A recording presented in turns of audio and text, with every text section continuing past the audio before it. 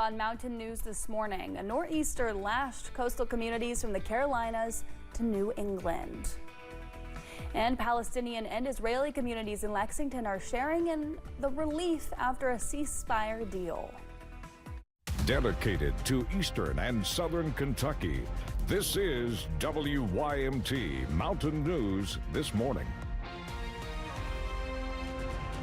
Good morning. I'm Amelia Lee here with you on this Tuesday, October 14th. We're at 6 o'clock this morning, and that means it is time for a check of our weather with meteorologist Jim Caldwell. Jim, what's it looking like this Tuesday morning? All right, looks like we're going to have a pretty nice run with the temperatures this week. There's no doubt about that. So over the next few days, we're going to be right back in that 70-degree territory, maybe dipping into the 60s at times. Got a big weekend storm system. Now, the thing about this weekend storm system, it gets in here probably more so for us on Sunday, brings some rain, and could even bring some thunderstorm activity, but it kind of opens the door for even more active weather. The pattern starts to load up after that. I'm not saying it's active and raining every single day, but I do think we get quite a bit more going out there.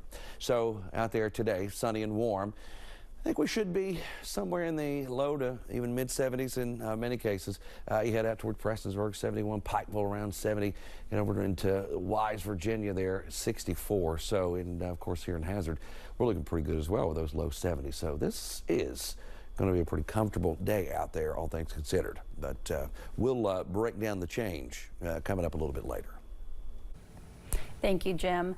Former NFL quarterback Mark Sanchez says he's looking forward to being home. It comes after he was stabbed, then arrested in Indianapolis. Sanchez was released from the hospital and then booked into jail. He's charged with battery after police say he was involved in a fight with a 69-year-old truck driver last week. Prosecutors say a dispute over a parking space led to the fight. He was released from jail after posting bond and is being sued for the attack. At least 64 people are dead and 65 still missing after days of torrential rain triggered floods and landslides across Mexico. It came after a tropical depression triggered landslides and floods in parts of the Gulf Coast and central states. The unnamed system struck near the end of the rainy season, swelling already saturated rivers while forecasters focused on tropical storms and 2 Pacific hurricanes. Thousands of troops have been deployed as rescuers struggle to reach more than 80 towns that remain inaccessible. A nor'easter lashed coastal communities from the Carolinas to New England with heavy rain, strong winds, and dangerous waves. Tens of thousands of customers lost power up and down the East Coast. The National Weather Service recorded winds topping 60 miles per hour in New Jersey, which is under a state of emergency, along with portions of New York. The storm flooded roads across the region. Dozens of flights have been delayed or canceled. We're delayed 74 minutes, but we're expecting more delays. I got a deck of cards. We're going to play gin rummy and maybe hearts, and we're just going to act like we were hanging out like we were earlier. The nor'easter is now moving out to sea. President Donald Trump is back at the White House today after taking a victory lap in the Middle East for his role brokering the ceasefire deal between Israel and Hamas. Monday, all 20 remaining Israeli hostages were reunited with their families. 4 bodies of deceased hostages have been handed over, though 24 other bodies are still in Gaza right now. This is the historic dawn of a new Middle East. The rebuilding is maybe going to be the easiest part. I think we've done a lot of the hardest part. President Donald Trump continues to receive praise over the peace deal, including from his past political rivals. Former President Joe Biden said in a statement that he commends President Trump and his team for their work to get a renewed ceasefire deal over the finish line. Palestinian and Israeli communities in Lexington are sharing in the relief to see many people come home for the first time since 2023. But they caution the first ceasefire deal in January lasted only until March. Rabbi David Wertschafter hopes this time around will show a renewed commitment to establishing peace that will last for years to come. Let's be prayerful and cautiously optimistic that all parties honor their commitments and that this ceasefire holds and that the peace proposal is implemented step by step. Will the IDF actually withdraw and can Gaza be rebuilt and will aid come in uninterrupted? That I don't know. A rabbi hopes the step made yesterday can inspire other leaders to increase efforts to establish peace. The government shutdown is getting ready to enter its third week with no end in sight.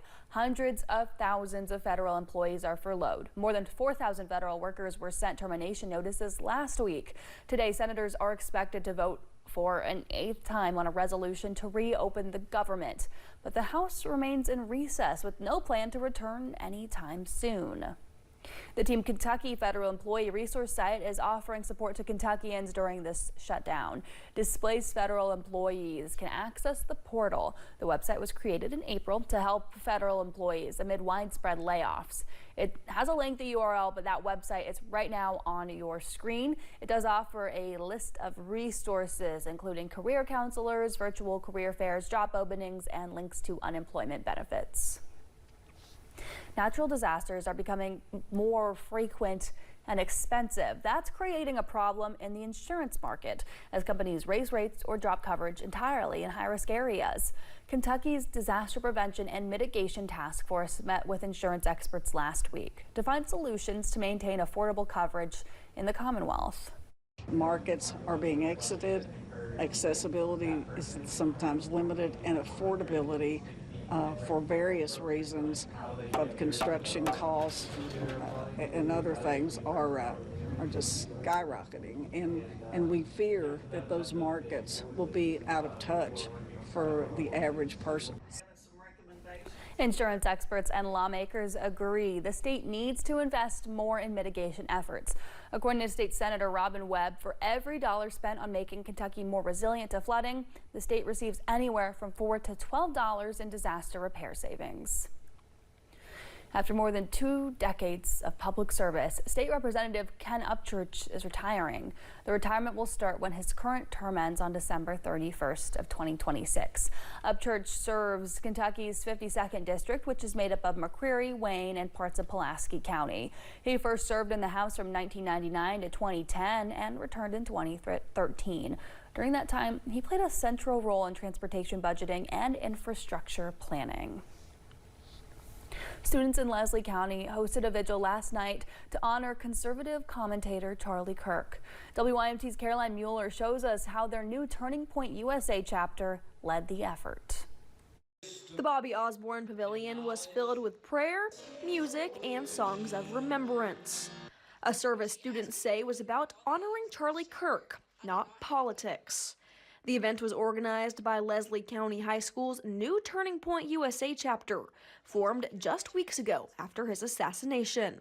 We feel like we want it just solely to be based on how good of a person Charlie was and how he believed the way he did and how he fought for it, no matter what he knew the consequences were. Student leaders say they hope the night inspires others to speak boldly about their beliefs, a theme they say Kirk embodied. We're hoping that they leave with a greater boldness and a greater encouragement. We can be a people that, although we disagree, we can get along and we can have a good time together and leave not being afraid. State Senator Brandon Smith said he was initially concerned for the students' safety, but their determination inspired him. When I first heard them telling me they want to do it, I had a sort of a sit-down conversation with them and said, this is dangerous. So they listened to my spiel, and then they said, no, we're very willing to do it. We understand what's at stake here, and we want to participate. Smith also urged the crowd to stand firm in their values, even when facing opposition. I think people need to realize it's okay to push back and hold our values. We don't need to be run over and shot and killed and murdered just because we have a different opinion from somebody. The night closed with a candle lighting ceremony, students hoping to keep Kirk's voice alive through their Turning Point USA chapter. In Leslie County, Caroline Mueller, WYMT Mountain News. Members of Johnson County's Turning Point USA chapter and some students from Hazard also joined in for the memorial service. Kirk would have been 32 years old, and President Donald Trump is expected to be back from the Middle East just in time to posthumously award Kirk the Presidential Medal of Freedom. A well-known Appalachian writer and author has died. Gurney Norman was a member of Kentucky's Fab Five, which is a group of writers that included friends Wendell Berry, Bobby Ann Mason, the late James Baker Hall, and Ed McCallahan. Norman was born in Grundy, Virginia, but spent many years near Hazard. He was 88 years old.